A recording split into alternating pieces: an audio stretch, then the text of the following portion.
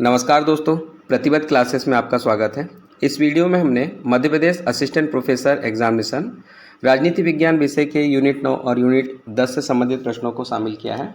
इसमें मध्य प्रदेश की संपूर्ण न्यायिक व्यवस्था के विषय में जानकारी समाहित करने की कोशिश की गई है।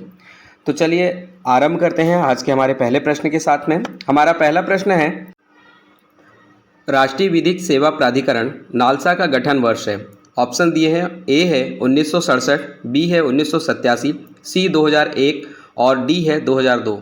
तो दोस्तों सही उत्तर हो जाएगा ऑप्शन नंबर बी 1987। नालसा यानी कि राष्ट्रीय विधिक सेवा प्राधिकरण, इसका गठन 1987 में हुआ था। 1987 में संसद द्वारा विधिक सेवा प्राधिकरण अधिनियम लाया गया था। यह अधिनियमित किया गया था जो समान अवसर के आधार पर समाज के कमजोर वर्गों को मुफ्त और सक्षम विधिक सेवाएं प्रदान करने के लिए एक राष्ट्रव्यापी वर्दी नेटवर्क स्थापित करने के लिए लाया गया था। और यह जो प्राधिकरण है, इसकी जो सर्विसेज है वो 9 नवंबर 1995 से लागू हुई थी। अगला प्रश्न देखेंगे, उच्च न्यायालय अधिनियम 1861 के अंतर्गत भारत में सर्वप्रथम उच्च न्यायालय की स्थापना कहाँ की गई है? ऑप्शन ए है मुंबई, बी मद्रास, सी कलकत्ता और डी इलाहाबाद। इसका सही उत्तर आप सभी जानते होंगे। सही उत्तर है ऑप्शन नंबर सी कलकत्ता। तो कलकत्ता उच्च न्यायालय 1862 में स्थापित हुआ था। यह उच्च न्यायालय अधिनियम 1861 के अंतर्गत भारत में सर्वप्रथम स्थापित उच्च न्यायालय था। अगला प्रश्न है, भारत में न्यायपालिका का एकात्मक स्वरूप है, संविधान के किस भाग में इसका वर्णन है? आपको भाग बताना है। आपको ऑप्शन दिए हैं भाग 1, भाग 3, भाग 5 और भाग 6। दोस्तों सही उत्तर हो जाएगा ऑप्शन नंबर डी भाग 6। तो भारत में न्यायपालिका का एकात्मक स्वरूप है और संविधान के भाग 6 में इसका वर्णन किया गया है। अगला प्रश्न हम देखेंगे, 2 या 2 से अधिक राज्यों एवं संघ राज्य क्षेत्र के लिए एक साझा उच्च न्यायालय की स्थापना संविधान के किस अनुच्छेद में वर्णित है? ऑप्शन दिए हैं, ए अनुच्छेद 214, बी अनुच्छेद 216, सी अनुच्छेद 231 और डी अनुच्छेद 230। इसका सही उत्तर हो जाएगा ऑप्शन नंबर सी अनुच्छेद 231। अनुच्छेद 231 में इस बात का वर्णन किया गया है तथा 7वें संविधान संशोधन अधिनियम 1956 द्वारा संसद को अधिकार है कि वह 2 या 2 से अधिक राज्यों एवं संघ राज्य क्षेत्र के लिए एक साझा उच्च न्यायालय स्थापित कर सकती है। अगला प्रश्न है, दिए गए अनुच्छेद तथा उसमें वर्णित न्यायालय संबंधी युग्मों में से कौन सा गलत है? तो अनुच्छेद और उससे संबंधित जो जानकारी है उसमें गलत आपको खोजना है। ऑप्शन ए में है अनुच्छेद 214 राज्यों के लिए उच्च न्यायालय, बी है अनुच्छेद 215 उच्च न्यायालय अभिलेखों के लिए न्यायालय के रूप में, ऑप्शन सी है अनुच्छेद 216 उच्च न्यायालय का गठन और ऑप्शन डी है अनुच्छेद 218 उच्च न्यायालय के न्यायाधीश पद के लिए नियुक्ति तथा दशाएं। तो इसमें गलत कथन आपको खोजना था। सही उत्तर हो जाएगा दोस्तों इसका ऑप्शन नंबर डी, यानी अनुच्छेद 218 के साथ में उच्च न्यायालय के न्यायाधीश पद के लिए नियुक्ति तथा दशाएं, ये वाला ऑप्शन गलत है। अनुच्छेद 217 में उच्च न्यायालय के न्यायाधीश पद के लिए नियुक्ति तथा दशाओं का वर्णन किया गया है, जबकि अगर अनुच्छेद 218 की बात करें तो इसमें उच्चतम न्यायालय से संबंधित कतिपय प्रावधान को लागू होना बताया गया है। अगला प्रश्न है, मध्य प्रदेश उच्च न्यायालय को नागपुर से जबलपुर प्रतिस्थापित कब किया गया? तो मध्य प्रदेश उच्च न्यायालय पहले नागपुर में था। मध्य प्रदेश प्रांत के लिए जो न्यायालय बना था नागपुर में था, उससे जबलपुर कब प्रतिस्थापित किया गया बताना है। ऑप्शन ए है 1950, बी है 1952, सी 1954 और डी है 1956। तो दोस्तों इसका सही उत्तर हो जाएगा ऑप्शन नंबर डी 1956। तो दोस्तों 1 नवंबर 1956 को मध्य प्रदेश उच्च न्यायालय नागपुर से जबलपुर में प्रतिस्थापित हो चुका था। अगला प्रश्न है, मध्य प्रदेश के न्यायालय की खंडपीठ तथा इंदौर तथा ग्वालियर में स्थापित है। तो खंडपीठ आप सभी जानते हैं इंदौर और ग्वालियर में स्थापित है, मुख्य पीठ जबलपुर में है। इन्हें स्थायी रूप कब प्रदान किया गया? ऑप्शन दिया है, ए है नवंबर 1956, बी नवंबर 1960, सी नवंबर 1965 और डी नवंबर 1968।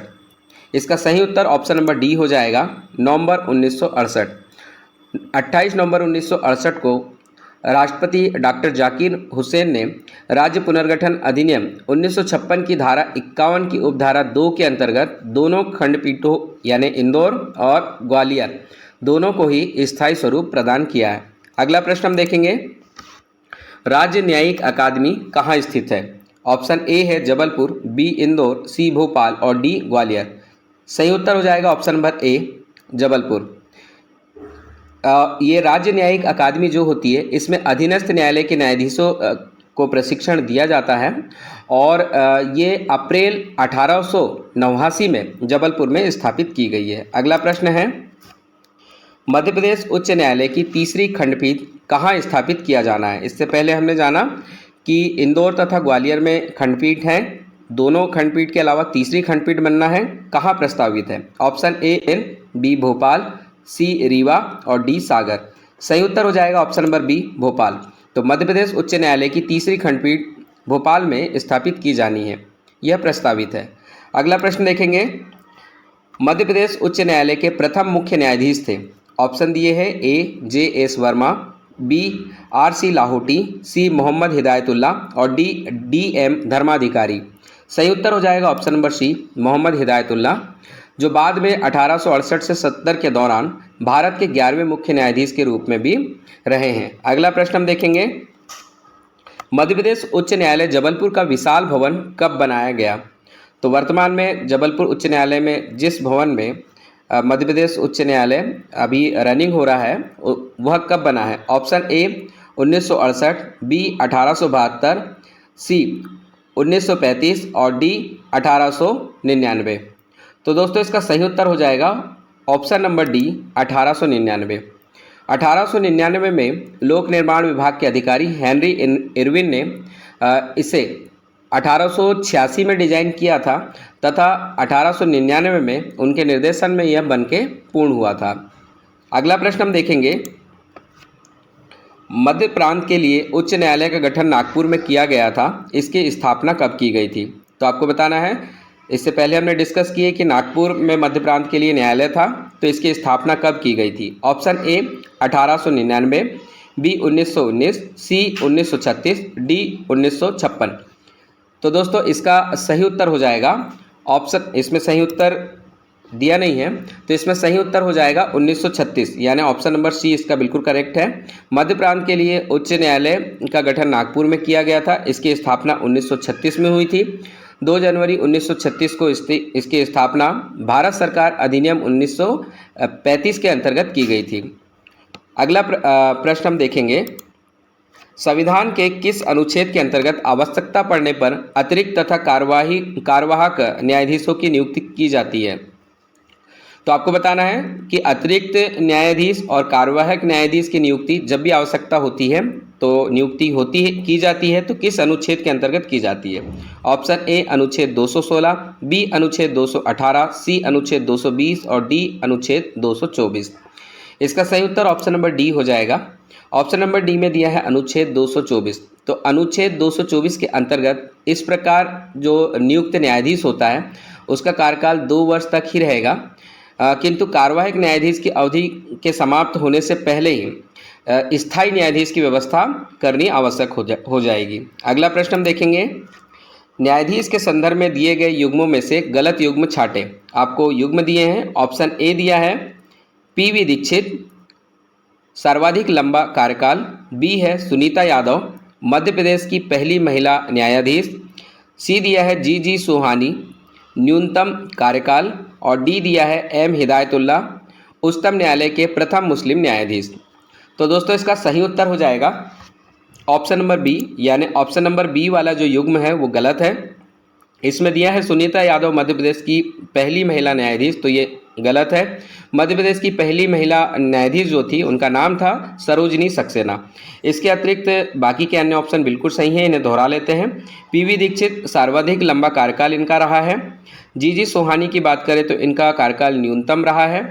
एम हिदायतुल्ला की बात करें तो ये मध्य प्रदेश में पहले उच्च न्यायालय के मुख्य न्यायाधीश रहे हैं, उसके बाद में उच्चतम न्यायालय में प्रथम मुस्लिम न्यायाधीश के रूप में पदस्थ रहे हैं। अगला प्रश्न हम देखेंगे, मध्य प्रदेश में प्रथम ग्राम न्यायालय का कब गठन किया गया था? ऑप्शन ए है 1993, बी है 1996, सी 2001 और डी है 2008। इसका सही उत्तर हो जाएगा दोस्तों ऑप्शन नंबर सी 2001।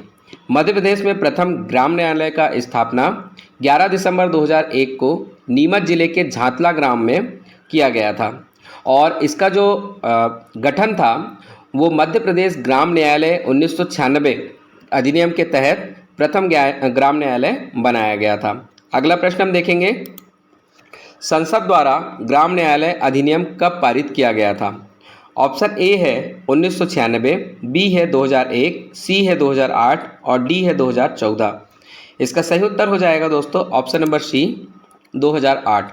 ग्राम न्यायालय विधेयक 22 दिसंबर 2008 को संसद द्वारा पारित किया गया था और ग्राम न्यायालय अधिनियम 2 अक्टूबर 2009 से लागू किया गया था। अगला प्रश्न है, निम्न में से गलत युग्म का चयन करें। तो अनुच्छेद से संबंधित युग्म जो गलत है आपको बताना है। ऑप्शन ए दिया है अनुच्छेद 226 उच्च न्यायालय रिट, ऑप्शन बी है अनुच्छेद 32 सर्वोच्च न्यायालय द्वारा रिट, ऑप्शन सी है अनुच्छेद 231 दो या अधिक राज्यों के लिए साझा उच्च न्यायालय और डी है अनुच्छेद 225 राज्य का महाधिवक्ता। तो दोस्तों इसका सही उत्तर हो जाएगा ऑप्शन नंबर डी, यानी अनुच्छेद 225 में राज्य का महाधिवक्ता दिया है, ये बिल्कुल गलत है। 225 उच्च न्यायालय के क्षेत्राधिकार का वर्णन करता है और अगर महाधिवक्ता की बात करें तो राज्य के महाधिवक्ता का वर्णन अनुच्छेद 165 में दिया गया है।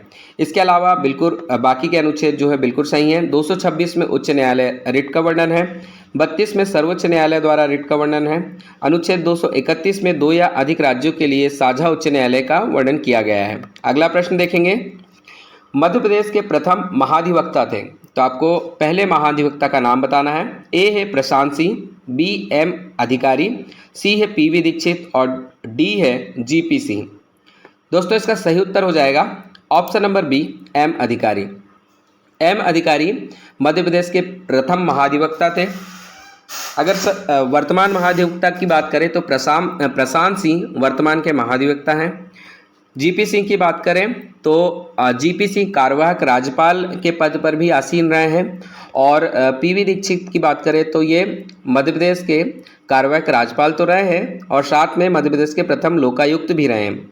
अगला प्रश्न हम देखेंगे, न्यायिक सक्रियता की अभिव्यक्ति का प्रमुख उपकरण लोकहितवाद या जनहित याचिका को माना जाता है, इसके जनक कौन है? तो आपको जनहित याचिका या फिर लोकहितवाद के जनक कौन है उनका नाम बताना है। Option A KG. Balakrishnan, B है पी.एन. भगवती, सी लोकेश्वर सिंह पंटा और डी है अनंत कुमार पटनायक। तो दोस्तों इसका सही उत्तर हो जाएगा option number B PN. Bhagwati. तो यहाँ पे लोकहितवाद या जनहित याचिका के जनक जो हैं वो पी.एन. भगवती हैं, आप इसे याद रखें। अगला प्रश्न हम देखेंगे, ग्राम न्यायालय अधिनियम 2008 के तहत मध्य प्रदेश में पहला ग्राम न्यायालय कहाँ स्थापित किया गया? ऑप्शन ए है झातला ग्राम नीमच में, बी है बैरसिया ग्राम भोपाल में, सी है गाजीपुर गांव ग्वालियर में और डी है महू ग्राम इंदौर में। तो दोस्तों इसका सही उत्तर हो जाएगा option number B Bairasia Bhopal में। बैरसिया भोपाल में 2 अक्टूबर 2009 को मध्य प्रदेश का पहला ग्राम न्यायालय स्थापित किया गया और उस समय पे तात्कालिक मुख्य न्यायाधीश मध्य प्रदेश उच्च न्यायालय अनंत कुमार पटनायक थे। इससे पहले भी हमने एक प्रश्न पढ़ा है कि मध्य प्रदेश में ग्राम न्यायालय की सर्वप्रथम स्थापना कब हुई, तो उसमें हमने झातला नीमच पढ़े हैं। तो वो ग्राम न्यायालय अधिनियम 2008 के तहत नहीं था, वो मध्य प्रदेश ग्राम न्यायालय अधिनियम के तहत बनाया गया था। तो वो प्रश्न अलग है और ये अलग है, बिल्कुल ध्यान रखेंगे। अगला प्रश्न हम देखेंगे, ग्राम न्यायालय के विषय में गलत कथन का चयन करें।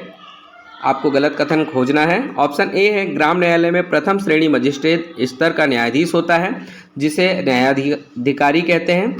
बी है ग्राम न्यायालय अधिनियम की अनुसूची के तहत यह सिविल तथा आपराधिक दोनों मामले देखता है। सी है यह 7 वर्षों की अधिकतम सजा वाले आपराधिक मामले देखता है और डी है इनकी नियुक्ति राज्य सरकार के द्वारा उच्च न्यायालय के परामर्श से होती है। तो दोस्तों इसमें गलत कथन जो है वो ऑप्शन नंबर सी है। ऑप्शन नंबर सी में दिया है यह 7 वर्षों की अधिकतम सजा वाले आपराधिक मामले देखता है, ये बिल्कुल गलत है। यहाँ आना चाहिए यह 2 वर्षों की अधिकतम सजा वाले आपराधिक मामलों को ही देख पाता है। तो उससे ऊपर के ये आपराधिक मामले नहीं देखता है। बाकी के ऑप्शन बिल्कुल सही हैं, यानी ग्राम न्यायालय में प्रथम श्रेणी मजिस्ट्रेट स्तर का न्यायाधीश होता है जिसे न्यायाधिकारी कहते हैं। ग्राम न्यायालय अधिनियम की अनुसूची के तहत यह सिविल तथा आपराधिक दोनों तरह के मामले देखता है। इसकी नियुक्ति राज्य सरकार के द्वारा उच्च न्यायालय के परामर्श से की जाती है। अगला प्रश्न है, वित्त संबंधित मामलों को त्वरित रूप से निपटाने के लिए किसकी अनुशंसा पर मध्य प्रदेश में फास्ट ट्रैक कोर्ट की स्थापना की गई? ऑप्शन ए है उच्चतम न्यायालय, बी है उच्च न्यायालय, सी है 11वें वित्त आयोग और डी है मध्य प्रदेश सरकार। तो दोस्तों इसका सही उत्तर हो जाएगा ऑप्शन नंबर सी, 11वें वित्त आयोग की सिफारिश पर 2001 में फास्ट ट्रैक कोर्ट की स्थापना मध्य प्रदेश में की गई। अगला प्रश्न हम देखेंगे, राष्ट्रीय हरित न्यायाधिकरण की स्थापना कब की गई?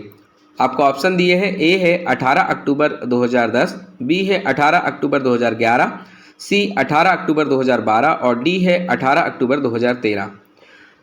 तो दोस्तों इसका सही उत्तर हो जाएगा ऑप्शन नंबर ए, 18 अक्टूबर 2010 को भारत में राष्ट्रीय हरित न्यायाधिकरण की जो स्थापना कर दी गई थी और सुप्रीम कोर्ट के न्यायाधीश लोकेश्वर सिंह पंटा को सर्वप्रथम इसके जस्टिस नियुक्त किया गया था। अगला प्रश्न देखेंगे, भारत में पहला ई कोर्ट स्थापित किया गया था, कहाँ स्थापित किया गया था बताना है। ऑप्शन ए भोपाल में, बी अहमदाबाद में, सी इलाहाबाद में और डी दिल्ली में। इसका सही उत्तर हो जाएगा ऑप्शन नंबर बी, अहमदाबाद में। 8 फरवरी 2009 को सुप्रीम कोर्ट के मुख्य न्यायाधीश के.जी. बालाकृष्णन द्वारा गुजरात के अहमदाबाद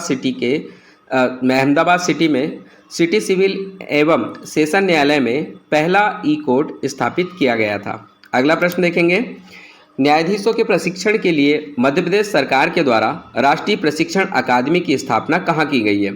ऑप्शन ए है जबलपुर, बी इंदौर, सी भोपाल और डी ग्वालियर। दोस्तों सही उत्तर हो जाएगा ऑप्शन नंबर सी, भोपाल। 17 अगस्त 1993 को भोपाल में न्यायाधीशों के प्रशिक्षण के लिए मध्य प्रदेश सरकार द्वारा राष्ट्रीय प्रशिक्षण अकादमी की स्थापना की गई। अगला प्रश्न है, राज्य महाधिवक्ता के कार्यों के विषय में असत्य कथन का चयन करें। ऑप्शन दिए हैं, ऑप्शन ए है राज्य सरकार को कानूनी परामर्श देना, बी राज्यपाल द्वारा दिए गए कार्य संपन्न कराना, यहाँ पे है ये टाइपिंग मिस्टेक है, तो राज्यपाल द्वारा दिए गए कार्य संपन्न कराना। सी है राज्य विधानसभा तथा राज्य के किसी भी न्यायालय में उपस्थित रह सकता है परंतु राज्य परिषद में नहीं। ऑप्शन डी है सर्वोच्च न्यायालय तथा उच्च न्यायालय में राज्य सरकार की पैरवी करना। तो इनमें से आपको गलत ऑप्शन खोजना था। सही उत्तर हो जाएगा दोस्तों ऑप्शन नंबर सी।